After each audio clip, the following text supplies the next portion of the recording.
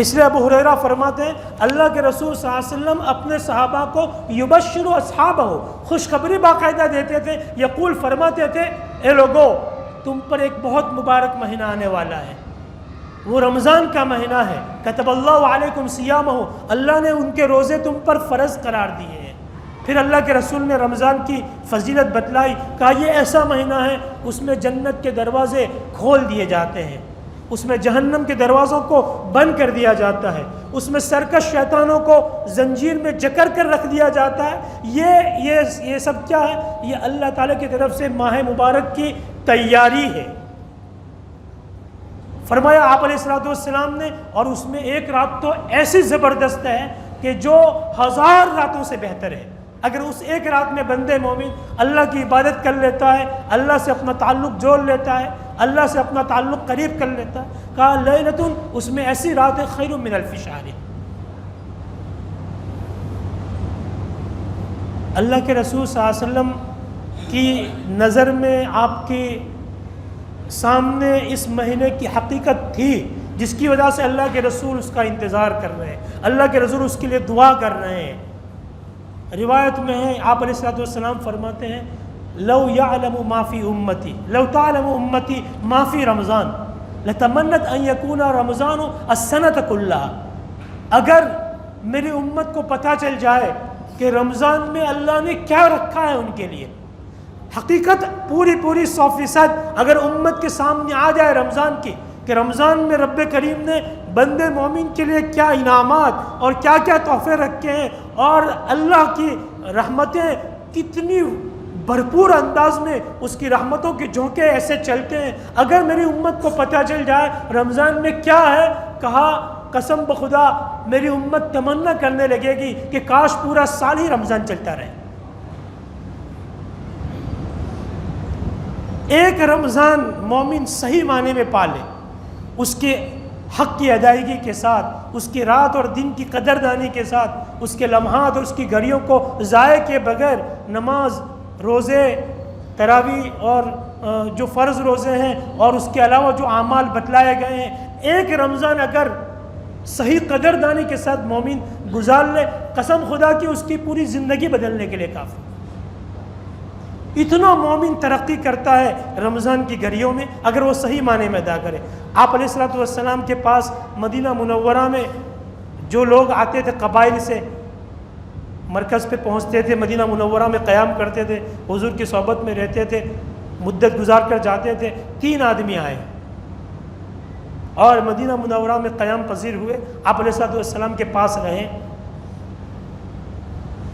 اسی درمیان کہیں جہاد کا موقع آیا اور لشکر مجاہدین کا روانہ ہو رہا تھا، ایک آدمی کو شوق ہوا، وہ اس جہاد میں مجاہدین کی جماعت میں شریک ہو گیا، رسول اللہ صلی اللہ علیہ وسلم کی اجازت لے کر حضور نے اس کو روانہ فرمایا اور وہ شہادت کے مقام کو پہنچ گیا۔ اسی جہاد میں اللہ نے اس کو شہادت عطا فرما دی، وہ 3 میں سے وہ ساتھی ان کا شہید ہو گیا۔ کچھ دنوں میں پھر دوسرا موقع آیا جہادی کا، دوسرے ساتھی کو بھی شوق ہوا، ان میں سے وہ بھی روانہ ہوا، اللہ کے رسول نے اس کو جہاد میں بھیجا، اتفاق سے وہ بھی شہادت کے مقام پر پہنچا۔ شہید ہو جانا، اللہ کے راستے میں اپنی جان کا نذرانہ پیش کرنا، جہاد سے بڑھ کر اللہ کا قرب پیدا کرنے والا کیا عمل ہو سکتا ہے؟ ایک روایت میں تو پوچھا گیا سب سے افضل عمل کون سا ہے؟ اللہ کے رسول نے فرمایا الجہاد فی سبیل اللہ، اپنے مال اور اپنی جان کے ساتھ اللہ کے راستے میں جہاد کرنا۔ یقیناً اپنی جان تک کی بازی انسان لگا دیتا ہے اللہ کے کلمے کو بلند کرنے کے لیے، اپنا سب کچھ چھوڑ کے چلا جاتا ہے، تو اس سے بڑھ کر اللہ کو پسند آنے والا عمل کیا ہو سکتا ہے؟ شہادت کا جو اہتمام، شہادت کی جو عظمت، شہادت کا جو وقار ہمارے دلوں میں ہے، ہر مسلمان کے دل میں ہوتا ہے اور ضروری ہے۔ اللہ کے رسول صلی اللہ علیہ وسلم فرماتے ہیں جس مومن کے دل میں شہادت کی تمنا نہ پیدا ہو، آرزو نہ پیدا ہو، وہ نفاق کی موت مرتا ہے۔ موقع آئے نہ آئے دوسری بات ہے، لیکن ہر بندے مومن کے دل کی آرزو ہونی چاہیے اللہ مجھے اپنے راستے کی شہادت نصیب کر دے۔ تو شہید تو بہت اونچے مقام پر ہوتا ہے، ان کے لیے تو قرآن نے اعلان کیا کہ یہ سب جو مر جاتے ہیں یہ تو اموات ہے، لیکن اللہ کے راستے میں جو مرتے ہیں کہا ان کو تم اموات بھی نہ کہو، مردہ مت کہو، لا تقولوا لمن يقتل في سبيل الله اموات بل احیاء، بلکہ وہ تو زندہ ہیں، اللہ کے یہاں رزق دیے جاتے ہیں۔ بڑا مقام ہے شہادت کا، جو شہید ہو جائے زہ خوب۔ وہ دونوں ساتھی جو 3 آئے تھے دونوں اللہ کے راستے میں شہادت پا گئے اور اونچا مقام پا گئے۔ تیسرا ساتھی وہیں رہا اور ایک مدت تک رہا، کئی مہینے رہا، اس درمیان رمضان بھی گزرا اور پھر اس کے بعد بیمار ہوا اور اپنی بیماری کی وجہ سے وہ وہیں پر انتقال کرنے لگا اور اس کی بھی وفات ہو گئی، لیکن وہ مدینہ ہی میں انتقال کر گیا اور اپنی بیماری کی وجہ سے مر گیا۔ حضرت صحابہ کرام، روایت میں ہے حضرت صحابہ کرام آپس میں چرچا کر رہے تھے، گفتگو کر رہے تھے، تو اس کے جو 2 ساتھی تھے اس کے بارے میں سب لوگ کہہ رہے تھے کہ 3 آئے تھے لیکن کتنے خوش نصیب ہے وہ دونوں کہ وہ تو اللہ کے راستے میں شہید ہو گئے، شہادت کا مقام پا گئے، یہ بیچارہ یہیں رہ گیا اور اپنی موت یہاں بیماری میں جو ہے وہ مبتلا ہو کے مرا۔ وہ دونوں کتنے خوش نصیب انسان تھے جن کو اللہ کے راستے کی شہادت مل گئی۔ اس طرح کا چرچا ہو رہا تھا، اللہ کے رسول صلی اللہ علیہ وسلم کو پتہ چلا، اللہ کے رسول صلی اللہ علیہ وسلم نے حضرت صحابہ کرام کو فرمایا کہ تم یہ سمجھتے ہو کہ یہ تیسرا یہاں رہ گیا اور وہ دونوں بہت اونچے مقام پر چلے گئے؟ یقیناً شہادت کا مقام بہت زبردست ہے، لیکن روایت ہے، صحیح حدیث ہے، اللہ کے رسول صلی اللہ علیہ وسلم نے فرمایا کہ تم ایسا سمجھتے ہو کہ وہ دونوں بہت آگے بڑھ گئے جنت میں اونچے درجے پر اور یہ پیچھے رہ گیا؟ کہا ان دونوں کے شہید ہونے کے بعد یہ بندے مومن نے جو زندگی پائی اور جتنی نمازیں اس نے پڑھی، رمضان پایا اور اس کے روزے رکھے، تراویح پڑھی، جو نماز اور روزوں کی اس کو توفیق ملی، اس کی زندگی بڑھی، اتنی لمبی ہوئی۔ وہ دونوں پہلے اللہ کے یہاں پہنچ گئے، یہ بعد میں زندہ رہا اور اتنے مہینے تک رہا، اس نے نمازیں پڑھی، اس نے رمضان پایا، یہ سب کہاں ہے؟ یعنی یہ نماز اور روزے کا ثواب جو اس کو ملے گا اور یہ نماز روزے جو اس کو پہنچائے گا، تم کیا سمجھتے ہو؟ اللہ کے رسول صلی اللہ علیہ وسلم نے فرمایا ان دونوں کا جو مقام ہے اللہ کے یہاں جنت میں اور اس بندے کو اس کے نماز اور رمضان کی وجہ سے جو مقام ملا ہے اس میں زمین و آسمان کا فرق ہے۔ یعنی یہ بندہ اتنا اونچے مقام پر ہے اپنے رمضان کی وجہ سے، اپنی نمازوں کی وجہ سے، شہادت کے مقام سے بھی آگے بڑھ گیا۔ ایک رمضان اس نے صحیح معنی میں ایمان کے ساتھ، یقین کے ساتھ پا لیا۔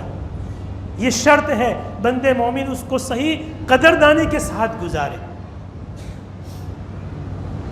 ایک عربی عالم ہے، ابھی ان کی وفات ہوئی، شیخ شنقیطی رحمۃ اللہ علیہ، علامہ شنقیطی رحمۃ اللہ علیہ سے پوچھا گیا یہ جو مہینے، یہ جو راتیں، ابھی 15 شعبان کی رات گئی، رجب کا مہینہ خود اشہر حرم میں اس کا شمار ہے، حرمت والا مہینہ سمجھا جاتا ہے، جو 12 مہینوں میں 4 مہینے اشہر حرم کہے جاتے ہیں۔ ہمارے یہاں تو اب جو ہے وہ 15 شعبان اور شب قدر اور یہ رجب کی 27ویں رات کو شب معراج کہہ کر، باقی کسی چیز کی ہمارے یہاں کوئی زیادہ علم بھی نہیں ہے اور اس کی کوئی اہمیت بھی نہیں۔ حالانکہ یہ 4 مہینے رجب کا مہینہ اور 3 مہینے جو بعد میں آتے ہیں، ذی القعدہ، ذی الحجہ اور محرم، یہ 3 اور یہ چوتھا درمیان میں پڑتا ہے، اس کو اشہر حرم کہا گیا ہے۔ تو حرمت والا مہینہ، شعبان کی 15ویں رات، یہ محرم آتا ہے، اس کا عاشورے کا دن، ذی الحجہ کا عشرہ آئے گا، رمضان گزرنے کے بعد حج کا موسم، یہ سب جو ہیں وہ نیکیوں کے سیزن ہیں، نیکیوں کے موسم ہیں۔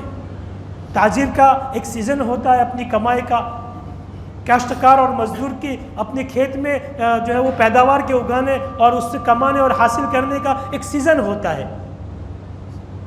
مومن کے لیے اپنی آخرت میں اپنا باٹھا جمع کرنے کے لیے، اپنی حسنات اور نیکیاں بڑھانے کے لیے، اپنے نام اعمال کو نیکیوں سے بڑھنے کے لیے اور آخرت کو کامیاب کرنے کے لیے اللہ کی طرف سے سال میں یہ نیکیوں کے مواسم دیے جاتے ہیں، نیکیوں کا سیزن دیا جاتا ہے، جس میں اللہ کے یہاں گویا ہر نیک عمل کا اجر و ثواب بڑھا دیا جاتا ہے۔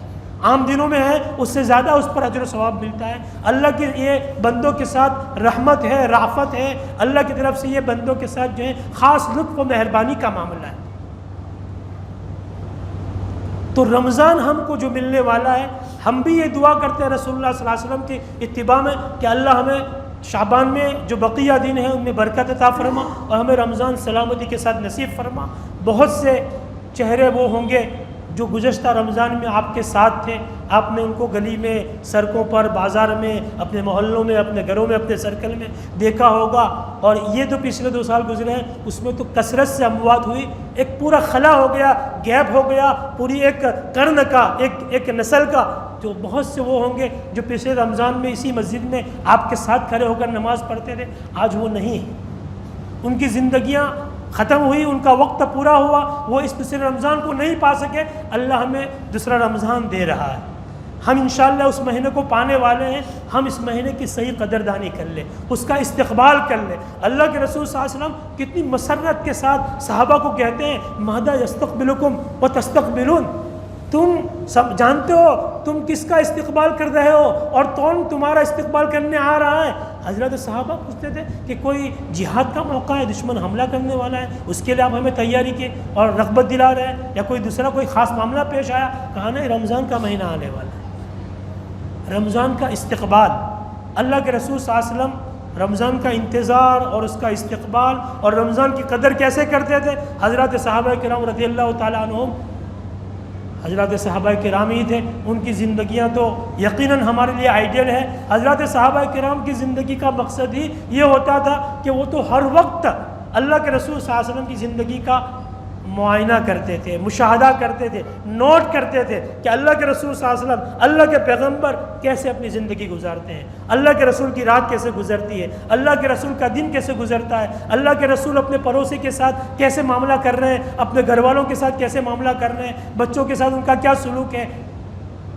تو حضرات صحابہ اس کو بھی نوٹ کرتے تھے کہ اللہ کے رسول رمضان کیسے گزارتے تھے۔ صحابہ کرام کا بیان ہے، محدثین نقل کرتے ہیں، حضرات صحابہ فرماتے ہیں ہم نے نبی اکرم صلی اللہ علیہ وسلم کی زندگی میں جو چینجنگ دیکھا، رمضان میں جو اس میں تغیر اور تبدیلی آتی تھی، تو فرماتے ہیں کہ ایک تو ہم نے یہ محسوس کیا اور نوٹ کیا کہ عام دنوں میں اللہ کے رسول صلی اللہ علیہ وسلم کا جو معمول تھا عبادت کا، رمضان میں آپ کی عبادت میں برہوتری ہو جاتی تھی، آپ عبادت کی جستجو میں لگ جاتے تھے کہ کس شکل میں، کس صورت میں اپنے رب کو راضی کرے، کیا کون سے نیک عمل کرے، کس طرح اپنے رب کو خوش کر دے۔ عبادت میں آپ کی کثرت ہو جاتی تھی، آپ جستجو بڑھا دیتے تھے۔ حالانکہ ہمارے محدثین کہتے ہیں کہ رمضان کے علاوہ باقی عام دنوں میں بھی اللہ کے رسول کی عبادت کوئی کم نہیں ہوتی تھی۔ روایت میں الفاظ حضرت عائشہ رضی اللہ تعالیٰ عنہ فرماتی ہیں، عام دنوں کا معمول حضور کا کہ رات میں نبی اکرم صلی اللہ علیہ وسلم تہجد میں اتنا لمبا قیام کرتے تھے، اللہ کے حضور اتنے لمبے عرصے تک نماز میں کھڑے رہتے تھے، قرآن کی تلاوت میں مشغول رہتے تھے، عام دنوں میں حتیٰ تورمت قدماہ، روایت کے الفاظ ہیں اتنا لمبا تہجد میں کھڑے رہتے تھے کہ آپ کے قدم مبارک سوج جاتے تھے، ورم آ جاتا تھا، پھول جاتے تھے۔ یہ عام دنوں کا معمول ہے، اتنا رمضان کے علاوہ میں آپ کی عبادت کا معمول تھا۔ اب حضرات صحابہ جب یہ کہتے ہیں کہ رمضان میں آپ کی عبادت میں معمولات میں اضافہ ہو جاتا تھا، بڑھ جاتا تھا عبادت کا معمول، ہم تو سوچ ہی نہیں سکتے کہ آخر کس طرح کی بڑھوتری ہوتی ہوگی، جبکہ عام دنوں میں اس طرح حضور کی عبادت کا یہ معمول ہے۔ حضرات صحابہ کہتے ہیں دوسری تبدیلی ہم رمضان میں آپ کے عام معمول میں یہ دیکھتے تھے کہ اللہ کے رسول کا انفاق، اللہ کے راستے میں خرچ کرنا، یتیموں پر، مسکینوں پر، غریبوں پر، حاجت مندوں پر اللہ کے راستے میں خرچ کرنا، آپ کا انفاق بڑھ جاتا تھا، یعنی بہت زیادہ خرچ کرتے تھے۔ عام دنوں میں تو حضور خرچ کرتے ہی تھے، عام دنوں کا معمول شمائل میں لکھا ہے کہ حضور کے پاس سے کوئی سائل، کوئی مانگنے والا کبھی خالی ہاتھ نہیں گزرتا تھا۔ آپ کے پاس ہوتا آپ عطا فرما دیتے، اگر بر وقت نہیں ہوتا اس کو وعدہ فرماتے کہ فلاں وقت آنا، یا اپنے کسی ایسے اچھی پوزیشن والے صحابی کا حوالہ دیتے، ایڈریس دیتے کہ ان کے پاس جاؤ، میرا نام لو، وہ تمہیں عطا فرمائیں گے۔ کسی کو محروم نہیں کرتے تھے، آپ امت میں سب سے بڑے سخی تھے۔ لیکن رمضان میں آپ کی سخاوت کا عالم اور بڑھ جاتا تھا۔ اور تیسری چیز جو حضرات صحابہ نے نوٹ کی، صحابہ کرام فرماتے ہیں اللہ کے حضور آپ کی گریہ و زاری بہت بڑھ جاتی تھی، دعاؤں کا معمول اور گریہ و زاری اپنے رب کو راضی کرنے کے لیے، اپنے رب کے ساتھ تعلق جوڑنے کے لیے اللہ کے حضور اپنے آپ کو عاجز بنا کر پیش کرنا، اپنے آپ کو مفلس اور بھکاری بنا کر، کہا اللہ کے حضور آپ کی گریہ و زاری رمضان میں بڑھ جاتی تھی۔ یہ حضور کا استقبال تھا۔ اللہ کے رسول صلی اللہ علیہ وسلم تو بہرحال پیغمبر ہیں اور نبی ہیں، بلکہ افضل الانبیاء ہیں. ہم تو آپ کے معمولی صحابی کی حالت کو بھی نہیں پہنچ سکتے ہیں. حضرات صحابہ کرام آپ کے نقش قدم پر تھے. امت کے اولیاء کا یہ حوصلہ تھا، ان کی یہ عظیمت تھی، ان کے یہ حوصلے بلند تھے کہ وہ حضور کے اس اسوے کو اپنا اسوہ بنا کر، حضور کے معمول کو اپنا معمول بنا کر رمضان کا اس طرح استقبال اور رمضان اس طرح گزارتے تھے. جو ہمارے اکابر اور بزرگان دین ہیں ان کی زندگیوں میں دیکھیں، ان کے رمضان کے معمولات تو ہمیں ملتا ہے کہ وہ حضور کے نقش قدم پر ہیں. تلاوت قرآن حضرات اکابر کے یہاں رمضان میں بڑھ جاتی تھی. عمرو ابن قیس ملائی مشہور تابعی ہے، ان کے بارے میں لکھا ابن رجب حنبلی نے کہ رمضان میں شعبان کا چاند دیکھ کر وہ دکان چلاتے تھے، وہ دکاندار تھے، اپنی دکان بند کر دیتے تھے، شٹر گرا دیتے تھے شعبان کے پہلے چاند سے، اور کہتے تھے کہ یہ تو شہر القرآن، یہ تو قرآن کا مہینہ ہے، اور قرآن کی تلاوت شروع کر دیتے تھے. شعبان ہی سے آپ کا یہ معمول شروع ہوتا تھا. یہ ہمارے امام ابو حنیفہ رحمۃ اللہ علیہ، جو ہم سب کے امام ہیں، جن کی ہم اتباع کرتے ہیں، جن کی تقلید کرتے ہیں، امام صاحب کے بارے میں ان کے سیرت نگار لکھتے ہیں کہ رمضان کے مہینے میں 63 قرآن کریم ختم کرتے تھے. ایک قرآن دن میں ہوتا تھا رمضان کے، ایک قرآن رات میں ختم ہوتا تھا، تو 30 دن میں 7 قرآن یہ ہوتے، اور تراویح کے اندر 3 قرآن ختم ہوتے تھے، ایک عشرے میں ایک، دوسرے میں دوسرا، تیسرے میں تیسرا. 63 قرآن کریم ایک مہینے میں آپ کے ختم کرنے کا معمول تھا. یہ سب بہت بڑے اللہ کے خاص اور مقرب بندے ہیں جن کو اللہ نے یہ حوصلے دیے، اور ان کی یہ عظیمتیں تھیں. میں اور آپ 15ویں صدی کے مسلمان، گنہگار مسلمان، ہم بہت کمزور ہیں، ہم ان کے اس مرتبے کے نہیں پہنچ سکتے ہیں، لیکن اللہ نے جو ہم کو طاقت دی ہے، جتنا حوصلہ دیا ہے، جتنی ہم کو فراغت دی ہے، بہت سے بندے ہم میں وہ ہوتے ہیں جن کو اللہ نے فرصت بھی دی ہے اور صحت بھی دی ہے. اللہ نے ان کو بیماریوں سے پاک رکھا ہے اور مال بھی اتنا دیا ہے کہ وہ 2 مہینے بھی اپنا کام کاج بند رکھیں گے اور یکسو ہو جائیں گے، تو ان کے گھر بار چلانے میں ان کو کوئی دقت نہیں ہوتی ہے. بہت خوش نصیب ہے ایسے بندے جن کو اللہ نے یہ 2 نعمتیں دے دی، فرصت بھی دی اور ان کو صحت بھی دی. اللہ کے رسول بڑے افسوس کے ساتھ فرماتے ہیں، نعمتان مغبون فیہما کثیر من الناس الصحت والفراغ. کہا 2 نعمتیں ایسی ہیں کہ عام انسان، اکثر انسان اس میں خسارے میں اور دھوکے میں رہتے ہیں. یعنی ان نعمتوں کی صحیح قدردانی اور صحیح فائدہ نہیں اٹھا پاتے. لوگوں کی اکثریت ان 2 نعمتوں میں دھوکے میں رہتی ہے اور خسارہ اٹھاتی ہے، کہ الصحت والفراغ، تندرستی اور فرصت. جو بندے دونوں اللہ نے جن کو دیا ہے، فرصت بھی ہے، کوئی بیماری نہیں ہے، وہ ان نعمتوں کی قدر جانیں اور اپنے رمضان کے لیے ابھی سے ٹائم ٹیبل کر لیں. اب تو بہت کم دن رہ گئے، شعبان سے ہی ہمارے بزرگان دین رمضان کی تیاری شروع کرتے تھے. ہم ایڈجسٹ کریں، اپنے اوقات کا ٹائم ٹیبل بنائیں، زیادہ سے زیادہ وقت ہمارا رمضان میں مسجد میں گزرے. جن بندوں کی نمازوں میں کوتاہی ہوتی ہے اور وہ گھر پر نماز پڑھ لیتے ہیں، وہ ابھی سے عادت بنانا شروع کریں کہ ہم جماعت کے ساتھ نماز پڑھیں گے، ابھی سے معمول بنائیں گے. پھر انشاءاللہ رمضان میں ایک نماز بھی ہماری بغیر جماعت کے نہیں ہوگی. جن لوگوں کے یہاں اتنی سستی ہے کہ وہ نماز قضا کر دیتے ہیں، وقت پر ادا نہیں کرتے بعد میں، وہ اس کی کوشش کرے کہ نہیں، وقت کے اندر نماز ادا اور نماز قضا ان میں بڑا فرق ہے.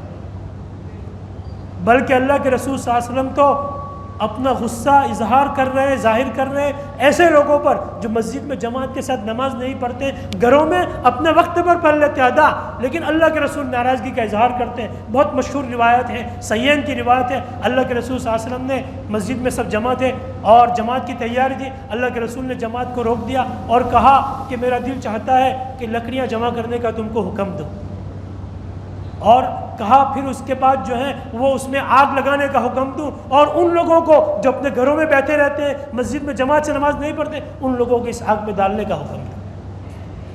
میرے بھائیوں، یہ جو مہینہ پانے والے ہیں، یقین جانیے بہت خوش نصیب ہے جن کو اللہ یہ نعمت دے دے گا. کتنے ہیں جو چلے گئے، محروم ہو گئے اور اس نعمت سے وہ ایسے ہی چلے گئے، ان کی زندگی نے وفا نہ کی. ہم کو اللہ نے بلا مانگے دے دیا، اور ہم اس پورے کووڈ کے ماحول میں بھی ہم سلامت رہے. اللہ نے ہم کو یہ موقع دیا، یہ چانس ہوتا ہے، اس کی قدردانی کرے. علامہ شنقیطی جو عربی عالم گزرے ہیں، ان کے بارے میں مجھے یاد آیا، ان سے کسی نے پوچھا مجلس میں کہ بیما نستقبل مواسم الطاعات. شیخ یہ جو موسم طاعت ہے، یہ سیزن ہے نیکیوں کے، عبادتوں کے موسم آ رہے ہیں، رمضان اور یہ ذی الحجہ کا عشرہ اور یہ رمضان کا یہ موسم طاعت کا استقبال ہم کیسے کریں؟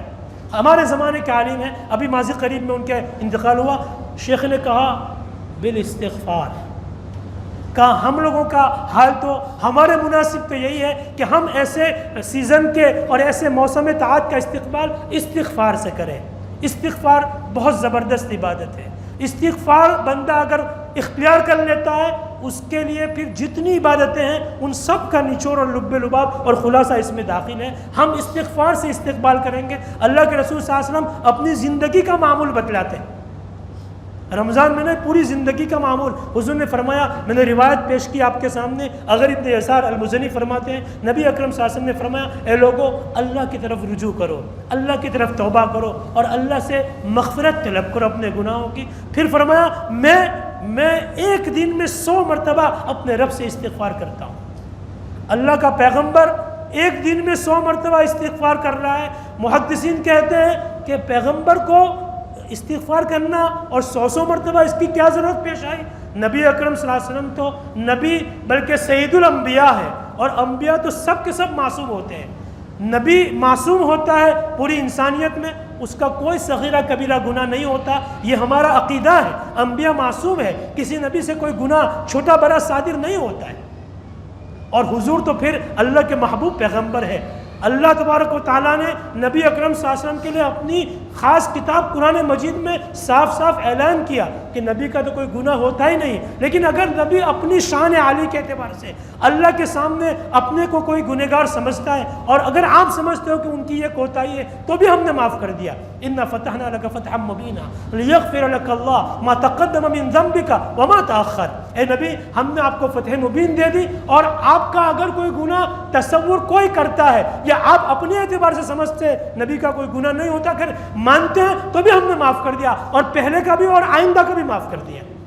اللہ کا رسول معصوم ہے، اس کے باوجود وہ استغفار کر رہا ہے، اللہ کے حضور اپنی معافی مانگ رہا ہے، اور ایک نہیں، دو نہیں، 10 نہیں، 100 مرتبہ دن میں معافی مانگ رہا ہے. یہ کیوں ہے؟ مفسرین کہتے ہیں، محدثین کہتے ہیں کہ یہ اصل میں اپنی امت کی تعلیم کے لیے ہے، اپنی امت کا مزاج بنانے کے لیے ہے. اللہ کے رسول کو استغفار کی ضرورت نہیں تھی. آپ کے تو درجات بہت اونچے ہیں. آپ کو تو اللہ تعالیٰ نے جو قرب عطا فرمایا کسی نبی کو نہیں عطا فرمایا. شب معراج میں آپ کو ملائے اعلیٰ کے قریب کیا اور سدرۃ المنتہا سے آگے بڑھایا جہاں جبرائیل بھی نہیں جا سکتے تھے. اللہ کے رسول کو وہاں بلایا، اتنا بڑا مقام. لیکن حضور اس عمل کے ذریعے اپنے استغفار جو کر رہے ہیں، اس عمل کے ذریعے حقیقت میں ہم گنہگار مسلمانوں کو یہ ذہن سازی کرنا چاہتے ہیں، امت کو یہ تعلیم دینا چاہتے ہیں کہ امت استغفار کو لازم پکڑے، اپنے گناہوں کی معافی مانگ لے، اپنے رب سے اپنا تعلق درست کر لے. استغفار کتنی بڑی نعمت ہے. اللہ تبارک و تعالیٰ قرآن مجید میں فرماتے ہیں وَمَا كَانَ اللَّهُ لِيُعَذِّبَهُمْ وَأَنْتَ فِيهِمْ. 2 نعمتیں اللہ نے اس آیت میں ذکر فرمائی. وَمَا كَانَ اللَّهُ لِيُعَذِّبَهُمْ وَأَنْتَ فِيهِمْ وَمَا كَانَ اللَّهُ مُعَذِّبَهُمْ وَهُمْ يَسْتَغْفِرُونَ. اللہ کے رسول کو فرمایا اے حبیب، اے میرے محبوب، جب تک آپ ان لوگوں میں موجود ہیں، آپ جب تک ان میں موجود ہیں، زندہ ہیں، آپ جب تک رہیں گے، میں آپ کی امت کو عام عذاب نہیں دوں گا. اگلی امتوں پر، اگلے نبیوں کی امتوں پر جو عام عذاب آیا کرتا تھا نافرمانی اور مخالفت کی وجہ سے، اور پوری امت کو، قوم کو ہلاک کر دیا جاتا تھا، اللہ کے رسول کی برکت سے، اللہ کے رسول کی برکت سے اللہ نے اس امت کے لیے قرآن میں اعلان کیا پیغمبر میرے محبوب جب تک آپ ان میں ہیں میں ان کو عام عذاب میں مبتلا نہیں کروں گا. اللہ کے رسول کی وفات کے بعد، آپ کے انتقال کر جانے کے بعد پھر امت کا کیا ہوگا؟ اللہ تبارک تعالیٰ فرماتے ہیں جب تک آپ موجود ہیں، آپ کا وجود ان کے لیے معنی ہے، ان کی حفاظت کا ذریعہ ہے، ان کی حفاظت کی ضمانت ہے کہ یہ عذاب میں نہیں پکڑے جائیں گے. اور آپ کی وفات کے بعد کہا، آپ کی وفات کے بعد اگر امت استغفار کرتی رہے گی تو بھی میں ان کو عذاب عام نہیں دوں گا. یعنی استغفار میں وہ پاور ہے، وہ تاثیر ہے کہ نبی کے وجود کی وجہ سے اللہ کا عذاب رک جاتا ہے امت پر. استغفار دوسرا بدل اللہ نے دیا. نبی چلے گئے تم میں، تو نبی کے بعد اللہ کے عذاب اور پکڑ سے بچنے کے لیے کہا اگر یہ لوگ استغفار کرتے رہیں گے تو میں اللہ ان کو عذاب نہیں دے گا. یہ جو حالات کی تنگی ہم پر آئے دن بڑھتی جا رہی ہے، جو فتنے پیش آ رہے ہیں یہ فتنے وہ ہیں جن کی طرف روایتوں میں اشارہ کر دیا گیا ہے، اور یہ فتنے تو پیش آ کر رہیں گے، حالات بگڑتے جائیں گے۔ حضرت انس رضی اللہ تعالیٰ عنہ کے شاگرد عدی بن زبیر کہتے ہیں ہم ایک مرتبہ نبی اکرم حضرت انس بن مالک کی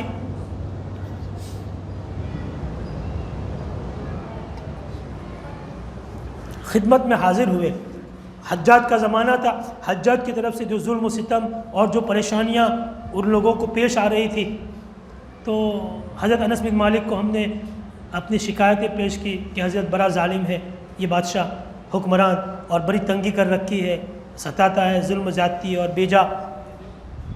حضرت انس بن مالک رضی اللہ تعالیٰ نے فرمایا کہ ما من عام، کوئی سال ایسا نہیں جو اس کے بعد آئے گا الا اشد منہ، مگر وہ اس سے زیادہ خطرناک اور سختی کے والے حالات لے کر آئے گا۔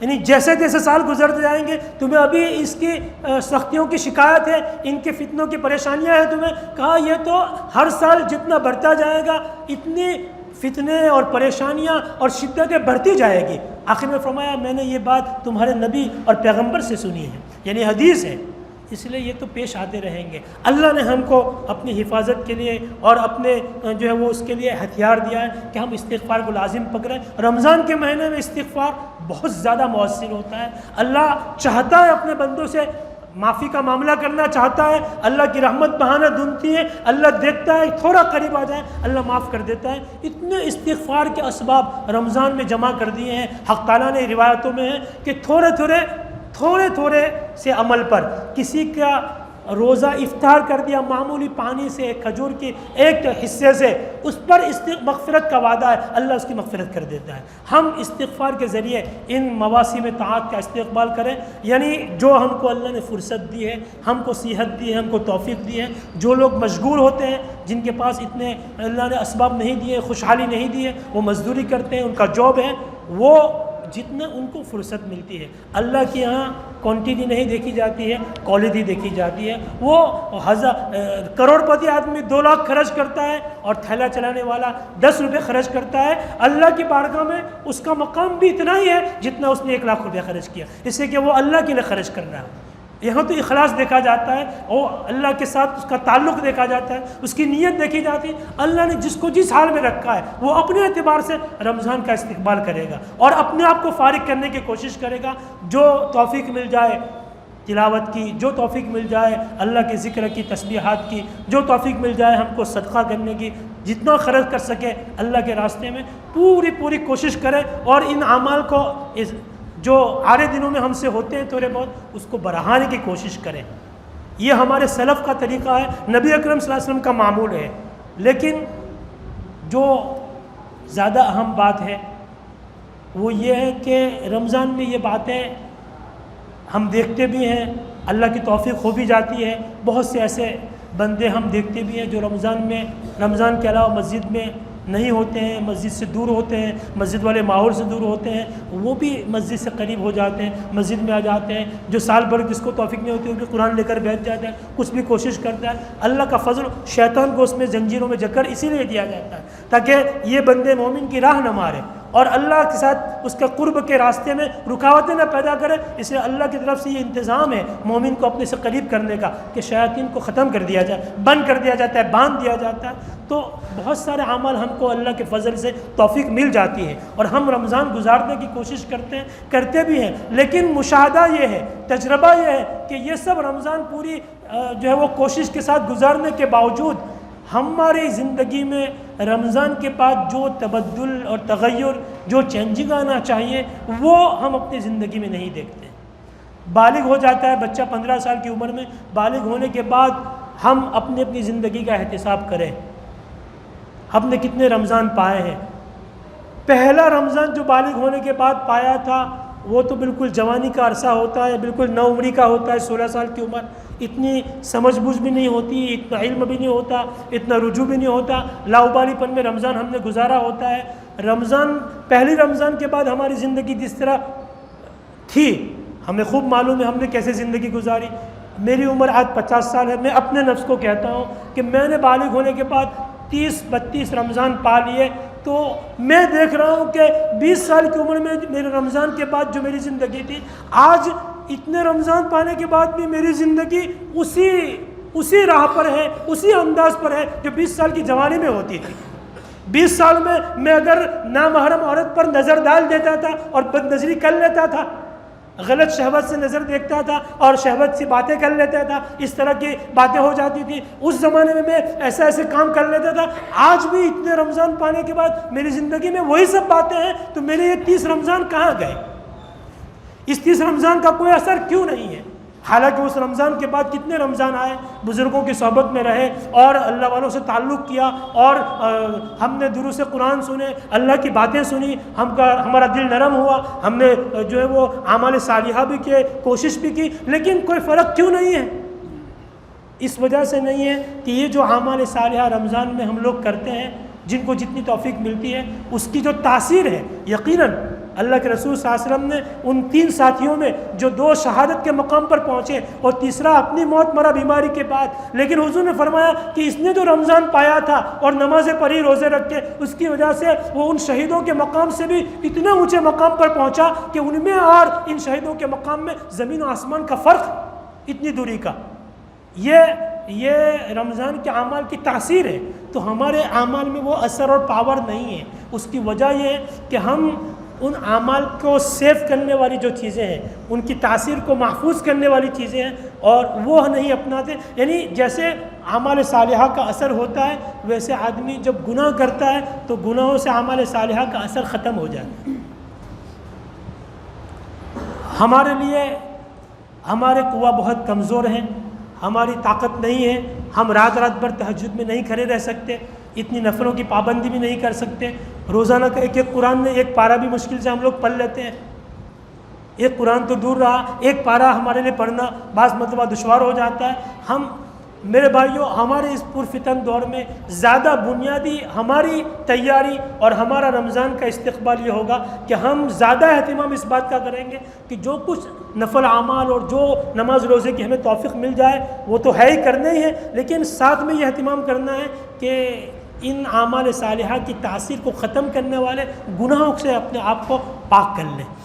رمضان میں ان گناہوں کو چھوڑ دے۔ گناہ تو گناہ ہی ہے، رمضان کے علاوہ بھی گناہ ہے، اس کی نحوست ظاہر ہوتی ہے، لیکن جیسے نیک عمل رمضان کے علاوہ میں اجر و ثواب ہوتا ہے، رمضان میں اس کا اجر و ثواب بڑھ جاتا ہے۔ گناہ رمضان سے پہلے ہوتا ہے، اس کی جو نحوست ہے، رمضان میں گناہ کی نحوست اور بڑھ جاتی ہے۔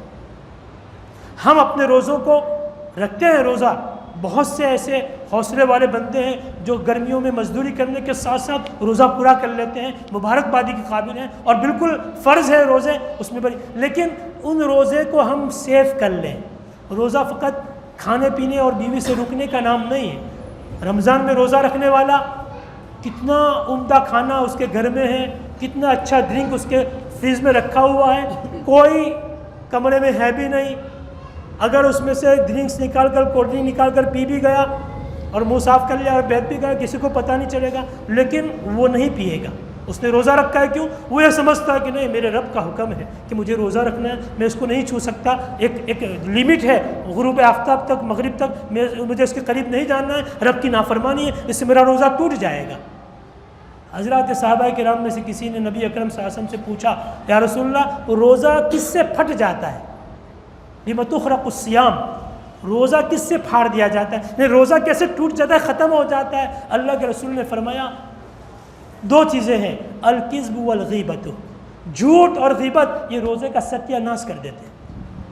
ہم کولڈ ڈرنک نہیں پیتے ہیں، کھانا نہیں کھاتے، میرے رب نے منع کیا، اور کوئی نہیں دیکھنے والا، پھر بھی اللہ کی خشیت کی وجہ سے، اللہ کا خوف ہے کہ نہیں مجھے روز، تو ہم پھر اس کا زیادہ اہتمام کریں گے کہ ہم جھوٹ نہیں بولیں گے روزے کے ساتھ، ہم غیبت نہیں کریں گے، اس لیے کہ یہ روزے کی تاثیر کو ختم کر دیتا ہے۔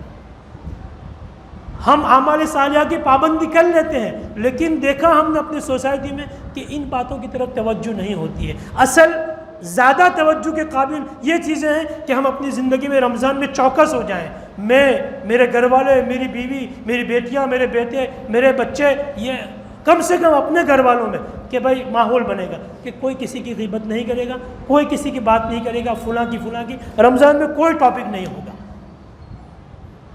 ہم لوگوں نے غیبت کو اتنا آسان اور سستا بنا لیا ہے کہ بڑی آسانی کے ساتھ جو ہے ہم غیبت کر لیتے ہیں اور غیبت کو غیبت سمجھنے کے لیے بھی تیار نہیں ہیں. کہا وہ تو جگ ظاہر ہے, وہ تو ایسا ہے, اس میں کیا بات ہے.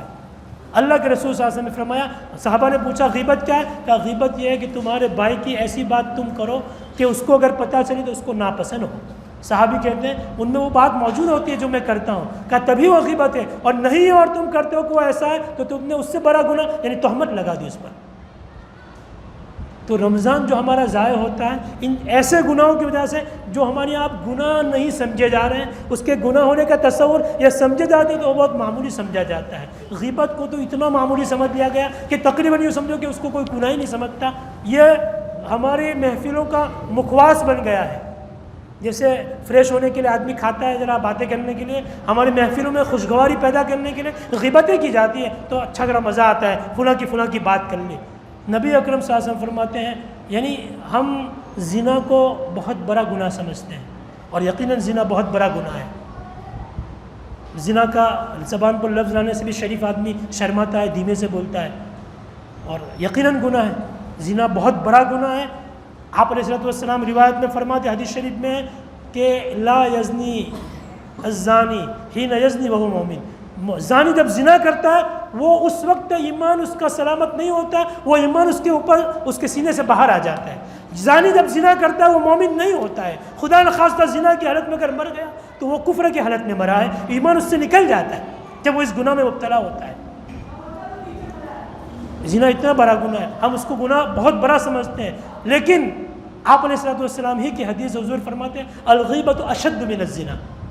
غیبت زنا سے بھی زیادہ شدید اور خطرناک ہے. غیبت زنا سے بھی زیادہ خطرناک ہے. ایک روایت میں ہے کہ سود کے 35 یا 65 درجے ہیں, سب سے کم تر درجہ کہا اپنی ماں کے ساتھ زنا کرنے کے برابر ہے, اور زنا سے زیادہ خطرناک غیبت ہے. یہ ایسی باتیں ہیں کہ شاید آپ لوگوں کو ایسا محسوس ہو کہ مولانا قصہ سنائیں گے, وہ کریں گے, یہ کریں گے. نہیں میرے بھائیوں, میں جس کو ضروری سمجھتا تھا, اہم سمجھتا تھا, میں نے اللہ سے دعا کی اللہ میری بات زبان سے ایسی باتیں کہلوا دے جو میرے نفس کے لیے بھی اور تمام سامعین اور عالمین کے لیے نافع بنا دے. یہ بنیادی چیزیں ہیں جو آج ہماری سوسائٹی میں ایک کینسر بن کر رائج ہو گئی ہے, جس نے ہمارے رمضان کے روزوں کو, ہماری تراویح کو بالکل بے پاور بنا دیا ہے. کتنا بھی کر لیتے ہیں لیکن کوئی پاور ہی نہیں ہے. تو ان باتوں کی طرف توجہ کریں, اپنے رمضان کو سلامت رکھیں. اس سے غیبت نہیں ہوگی. کذب اور جھوٹ, ہماری روزے کے ساتھ جھوٹ نہیں ہو سکتا ہے. کسی بندے مومن کی تحقیر, کسی مسلمان کو حقیر سمجھنا خطرناک گناہ ہے. یعنی ہمارے بزرگان دین اور محدثین کہتے ہیں کہ بندے مومن کی حقارت دل میں لانا, کوئی مومن ہے کسی درجے کا ہے, کسی دوسرے مومن کو اجازت نہیں ہے کہ وہ اس کو اپنے دل میں اس کی حقارت سمجھے کہ ایسا ہے یا ڈاؤن ہے یا ایسا ہے. مومن کا تعلق اپنے رب کے ساتھ ہوتا ہے, اس کا ایمان کا تعلق دل سے ہے. اس کا درجہ اللہ کے ساتھ, اللہ کے یہاں کتنا ہے, اس کا ایمانی تعلق کتنا ہے, ہم اور آپ نہیں جان سکتے ہیں. کسی مومن کی تحقیر دل میں رکھتا ہے, یہ کبر کی نشانی ہے. محدثین کہتے ہیں یہ ان گناہوں میں سے ہے کہ جس پر خطرہ ہے کہ اگر مومن کی حقارت دل میں لے کر مرتے وقت کلمہ چھن جانے کا خطرہ ہے, ایمان چھن جانے کا خطرہ ہوتا ہے. ہم جتنے نیک اعمال کریں گے رمضان میں, اللہ کے راستے میں خرچ کریں گے, اہل مال خرچ کرتے ہیں اور عیدیں تقسیم کرتے ہیں لوگوں میں, خوب یہ سب, لیکن اگر ہماری زندگی میں یہ باتیں ہیں, کسی کا ناحق ہم نے لیا ہے, کسی کا حرام مال ہمارے پاس ہے, اگر ہم نے اپنی وراثت صحیح تقسیم نہیں کی ہے اور بہنوں کا پھوپھیوں کا حق ہمارے مال میں پڑا ہوا ہے, یہ حرام ہے جو ہم بھی کھا کے جا رہے ہیں, ہماری نسلیں بھی کھائے گی, اور اس کے اثرات, اس کی نحوستیں آخرت میں تو عذاب ہوگا, دنیا میں اس کی نحوستیں ظاہر ہوتی ہے. پھر ایسے مال کے ساتھ رمضان کے روزے اور یہ انفاق اور یہ سب ڈاؤن ہو جاتا ہے, کوئی اثر ظاہر نہیں ہوگا. یہ بالکل طے شدہ بات ہے. اس لیے ضرورت اس بات کی ہے کہ ہم ان اعمال صالحہ کے ساتھ جو رمضان میں کیے جاتے ہیں اور بالکل کرنے چاہیے, اللہ ہمیں توفیق دے, ہمارے لیے آسان فرمائے, لیکن اس بات کا اہتمام کریں گے کہ یہ چیزیں جو نیگیٹو ہے, جو ان چیزوں کو ختم کرنے والی ہیں, اگر یہ چیزوں سے اپنے روزے کو ہم نے بچا لیا, اپنی تراویح کو اور اپنے رات اور دن سی تلاوت, پھر تھوڑا سا ذکر اور تھوڑی سی نفل عبادتیں بھی وہ رنگ دکھائے گی کہ جو آپ کے تصور سے باہر ہوگی، آپ اس کے اثرات اپنے دل میں محسوس کریں گے رمضان گزرنے کے بعد۔ اگر ان چیزوں سے ہم نے اپنے روزوں کو بچا لیا، اس کا بڑا اہتمام سلف صالحین کے یہاں ہوتا تھا۔ بزرگان دین کے رمضان جو معمولات ہیں وہ سب معمولات اس حیثیت کے، اس صفت کے ساتھ تھے کہ ان کی زندگیاں لا یعنی سے پاک تھیں، لا یعنی اور بیکار باتوں سے، معاصی سے پاک تھی۔ ہمارے لیے زیادہ اہتمام کی بات یہ ہے اللہ ہمیں بہت عافیت کے ساتھ، سلامتی کے ساتھ رمضان کا مہینہ نصیب فرمائے، پوری امت کا رمضان مبارک بنائے، پوری امت کے تمام افراد کے لیے رمضان عافیت والا بنائے، اور رمضان کی برکتوں سے ہم سب کو متمتع فرمائے، زیادہ سے زیادہ اس کے قرب کے راستے ہمارے لیے آسان فرما دے۔ اللہم بلغنا رمضان۔ سلف صالحین کے بارے میں، بزرگان دین تابعین کے بارے میں محدثین نقل کرتے ہیں کہ 6 مہینے پہلے سے وہ رمضان کے لیے دعا کرتے تھے۔ رمضان کے آنے میں 6 مہینے ہوتے تھے، دعا کرتے تھے اللہ رمضان تک پہنچا دے، اور رمضان جب پا لیتے تھے تو رمضان گزرنے کے بعد 6 مہینے تک استغفار کرتے تھے کہ اللہ جو مہمان آیا تھا ہم نے اس کا صحیح حق ادا نہیں کیا، جو ہمیں کرنا چاہیے ہم اس رمضان کا حق ادا نہیں کر سکے، ہماری کوتاہی۔ 6 مہینے انتظار کرتے تھے، دعا کرتے تھے، اور گزرنے کے بعد 6 مہینے اس پر استغفار کرتے تھے۔ اللہم سلمنا الی رمضان، سلف کی دعا ہے، تابعین کی دعا ہے کہ وہ رمضان کے لیے دعا کرتے تھے اللہ ہمیں رمضان کے لیے سلامت رکھیے، رمضان کو ہمارے لیے سلامت رکھیے، وسلم لنا رمضان وتسلمہ منا متقبلا، اور رمضان ہمیں سلامتی کے ساتھ ہماری ذاتوں سے، ہمارے اہل و عیال سے رمضان سلامتی کے ساتھ وصول کر لے، کہ کوئی فتنہ پیش نہ آئے، کوئی بیماری ایسی ہمیں پیش نہ آئے، ہم صحت کے ساتھ تمام روزوں کو، تراویح کو اس کے حق کے ساتھ ادا کرنے والے ہوں، قرآن سے محبت کرنے والے ہوں، مساکین سے محبت کرنے والے ہوں، اور اپنے ماحول، اپنے گھر والوں کی زندگی کو ان مہلکات سے، ہلاک کرنے والی چیزوں سے پوری حفاظت کرنے والے ہوں۔ اللہ ان دعاؤں کو نبی اکرم صلی اللہ علیہ وسلم کے صدقہ طفیل میں قبول فرمائے۔ اللہم لک الحمد کلہ ولک الشکر کلہ وإلیک یرجع الامر کلہ لا احصی ثناء علیک انت کما اثنیت علی نفسک یا رب لک الحمد کما ینبغی لجلال وجہک وعظیم سلطانک۔ رضینا باللہ ربا وبالاسلام دینا وبسیدنا محمد نبیا ورسولا صلی اللہ علیہ وعلى آلہ وسلم۔ ربنا اغفر لنا ولوالدینا ولاساتذتنا ولمن اوصانا بالدعاء ولمن له حق علينا، اللهم مغفرتك اوسع من ذنوبنا ورحمتك ارجى عندنا من اعمالنا، ربنا آتنا في الدنيا حسنه وفي الاخره حسنه وقنا عذاب النار، ربنا هب لنا من ازواجنا وذرياتنا قرة اعين واجعلنا للمتقين اماما، واجعلنا للمتقين اماما۔ اللهم بلغنا رمضان، اللهم سلمنا الى رمضان وسلم لنا رمضان، تسلمه منا متقبلا۔ اے کریم رب رحیم رب، اے پروردگار ہم سب کو معاف فرما، ہمارے گناہوں کی بخشش فرما، اے اللہ ہماری مغفرت فرما دے، اے اللہ رمضان سلامتی کے ساتھ نصیب فرما دے، عافیت کے ساتھ نصیب فرما دے، ہر فرد کو نصیب فرما دے، اے اللہ رمضان کی صحیح قدردانی عطا فرما، اس کے رات اور دن کی قدردانی عطا فرما، روزوں کو آسان فرما، تراویح کو آسان فرما، اعمال صالحہ کرنا آسان فرما، تلاوت قرآن آسان فرما، اور ان تمام اعمال کے ساتھ ہمارے روزوں کو، ہمارے رمضان کی راتوں اور دن کو اے اللہ اپنی نافرمانی والے اعمال سے حفاظت فرما، اپنی معصیت سے بچا، گناہوں سے حفاظت فرمائیے، اے اللہ کذب سے بچا لیجئے، غیبت سے بچا لیجئے، اے اللہ دیگر تمام نافرمانی اور ناراض کرنے والے باتوں سے ہمارے رمضان کی حفاظت فرما، ہمارے رات اور دن کی حفاظت فرما، اللہ تمام کی عافیت کے ساتھ اے اللہ عافیت مقدر فرما، تمام پریشانیوں سے حفاظت فرما، فتن سے حفاظت فرما، پوری امت کا رمضان آسان فرما، اللہ ہماری ضرورتیں دست غیب سے پوری فرما، اے اللہ ہم سب کو عافیت نصیب فرما، ہمارے والدین کی، اساتذہ کی، مشائخ کی، اور ہمارے مرحومین کی مغفرت فرما، زندوں کی بھی مغفرت فرما، ہمارے مردوں کی مغفرت فرما، اللہ اس مجلس میں جتنے بیٹھے ہیں ان سب کی مغفرت فرما، اللہ ہم سب کی حاجتیں پوری فرما، جو جس اعتبار سے ضرورت مند ہے، اللہ رزق کے اعتبار سے، گھر کے اعتبار سے، اللہ قرضوں کے اعتبار سے، اللہ جاب کے اعتبار سے، روزگار، اللہ اس کی ہر ضرورت کو تو جانتا ہے، اپنے پروردگار اپنے فضل و کرم سے پوری فرما، اللہ اپنے فضل و کرم سے ہماری حاجتیں پوری فرما، ہم فقیر اور محتاج ہیں ہمیں غنی عطا فرما، ہم گنہگار ہیں ہمیں بخشش عطا فرما، اللہ ہم بیمار ہیں ہمیں شفا عطا فرما، اے اللہ ہماری دعاؤں کو نبی اکرم صلی اللہ علیہ وسلم کے صدقہ طفیل میں قبول فرما، ربنا تقبل منا انک انت السمیع العلیم وتب علینا یا مولانا انک انت التواب الرحیم، صلی اللہ علی النبی الکریم برحمتک یا ارحم الراحمین۔